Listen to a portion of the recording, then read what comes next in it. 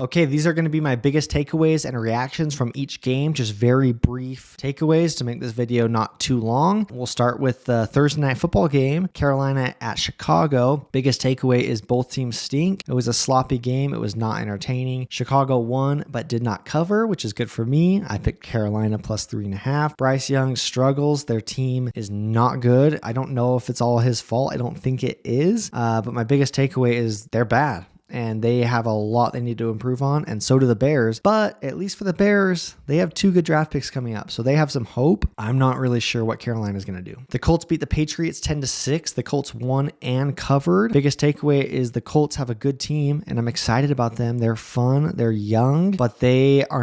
I don't know what their ceiling is with Gardner Minshew. They really need Anthony Richardson. I think next year is going to be a really fun Colts season. This year, I just think it's going to be exciting and optimistic, but I don't really think they have a chance to make any sort of run in the playoffs. For the Patriots, they are bad and looks like tanking is their best option now. I don't know if Bill Belichick will do that. I don't know if it's in his DNA, but I think that's what Patriots fans want. Mac Jones is not the guy, I don't think, and I don't think Zappy is much different. So I don't know what they do from here, but they are bad. The Colts are good. They just need their guy back. And next year, I think it's going to be fun. Then we have the Browns beating the Ravens 33-31. The Ravens were favored by 6.5. The Browns obviously covered and won outright. Deshaun Watson was hurt again.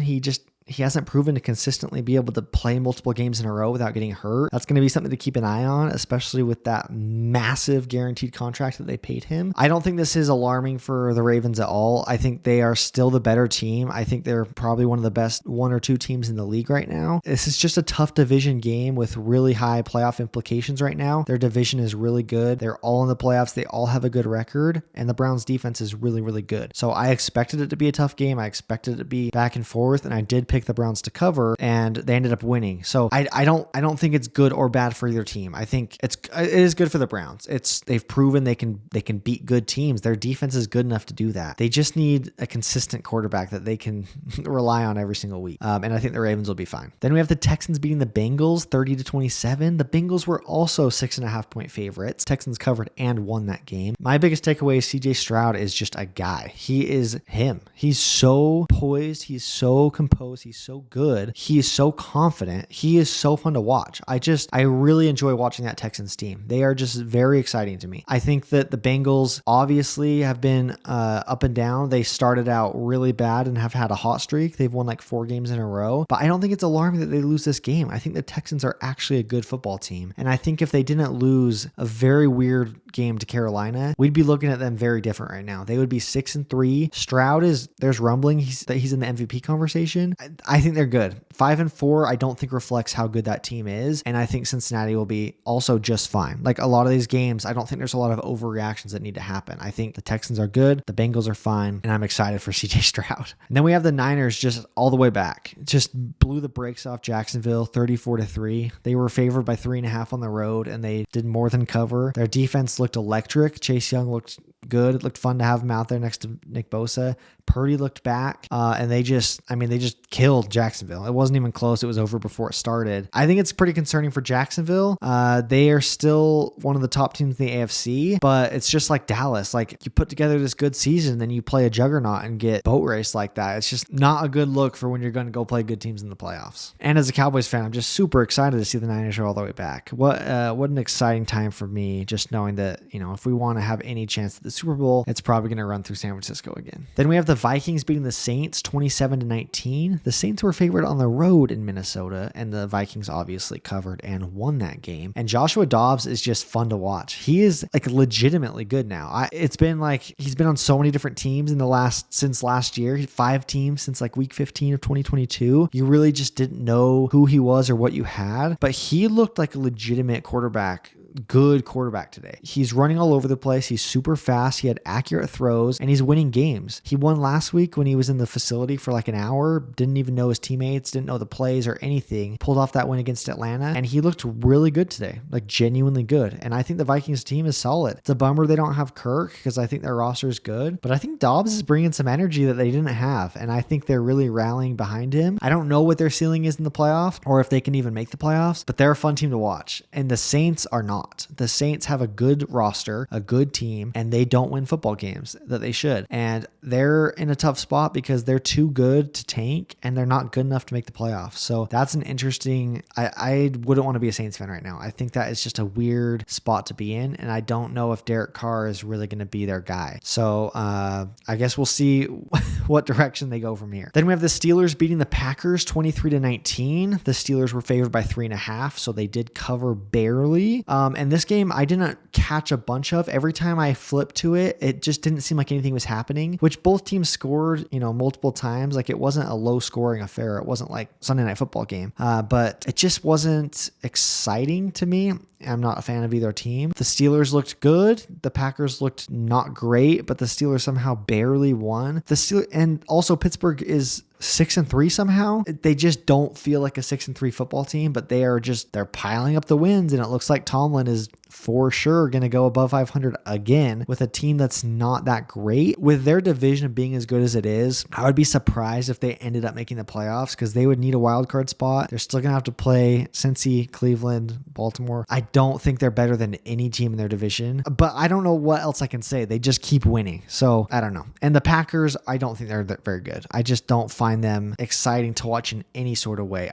Jordan Love, I don't know if he's a guy. I don't think he's a guy. And Matt LaFleur, it sounds like Packers fans are just completely out on him. So I don't know where that goes, but man, this Pittsburgh team, they just win games. Then we have the first game of the day that I was wrong on when picking the spread. I actually did pretty good this week. I'm 11-2 so far, not counting Monday night's game. You can go see my week 10 picks and predictions video to see proof of this. But I picked Tennessee to cover, and Tampa Bay beat them 20-6. So it wasn't really close. I thought Will Levis I thought he was going to have a big day today. I really did. His first game of the year, his first start, he looked incredible. Threw 4 touchdowns. He just throwing deep every time. He looked great. He didn't look amazing against Pittsburgh, but he looked solid. And in that loss, I thought, he's just kind of getting comfortable. And then I don't think Tampa Bay is that good. So I thought he would come out and have a game similar to his first start. And it just didn't happen. He was like 19 for 40. He threw a pick. Didn't look that great. And Tampa Bay looked good. Mike Evans had a big game. Baker Mayfield looked solid. I think Tampa Bay is average, kind of average. I think that they have good pieces, and I think they're going to win a decent amount of football games. I think they're going to end the season around 500. There's not a lot of high hopes for them, I don't think. But I think it is a little discouraging for Tennessee fans because I think that they're really hoping Will Levis is their guy, and I think he still is, but it'd be nice to see some of that success a little bit more immediate. But we'll see. We'll see how he does the rest of the year. Okay, the only other game I was wrong on today was the Cardinals-Falcons game. The Falcons were favored by 1.5 on the road in Arizona, and I was actually surprised that it wasn't higher. I thought they should be favored by more, even though Kyler Murray was coming back. But I think I just have had too much faith in Atlanta this year. I continue to think that they're better than their record because they've been in a lot of weird games. They have lost a lot of close ones. I just keep thinking like they're going to figure it out. And I don't think that's the case anymore. I think I've got to just let go of that. I don't know why I believe in them so much, but I've got to let that go. They